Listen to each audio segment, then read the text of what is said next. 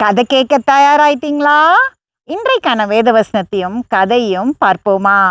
ஒரு பிரச்சனை வரும்போது நம்மளுடைய மனதுல முதல் வர்றது என்னன்னா பயம்தான். பயப்படுறதுனால ஏதாவது பிரயோஜனம் இருக்குதா? இல்லனா என்ன நடக்கும்?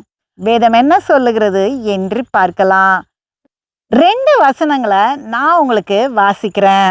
நீதிமொழிகள் 24:10. ஆபத்து காலத்தில் நீ சோர்ந்து போவாயானால் உன் பலன் குறுகினது. 2 தீமோத்தேயு 1:7.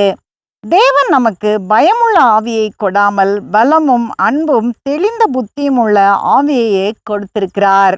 பாத்தீங்களா வேதம் என்ன சொல்லுதுன்னு? ஆபத்து காலத்துல நம்ம பயந்தானா நம்ம பலனற்றவர்களாம், சத்துவம் இல்லாதவர்களாம். அதுக்கப்புறம் வேதம் என்ன சொல்லுது? தேவன் நமக்கு பயமுள்ள ஆவியை கொடுக்கல அப்படின்னு. அப்பனா என்ன? நம்ம தைரியம் உள்ளவர்களா இருக்கணும் பிரச்சனை வரும்போது. ஒரு முறை காட்டுல ஒரு புலி ஒரு நாயை துரத்த ஆரம்பிச்சது. தன்னுடைய இரைக்காக அந்த நாயை துரத்திட்டே போச்சு இந்த புலி.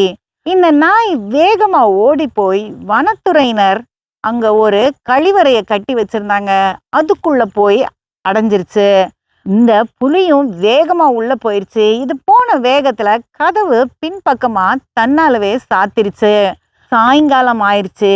புலிக்கு என்ன ஆச்சு அப்படின்னு பாக்குறதுக்காக பயந்துகிட்டே அந்த அறையோட கதவை திறந்தாங்க.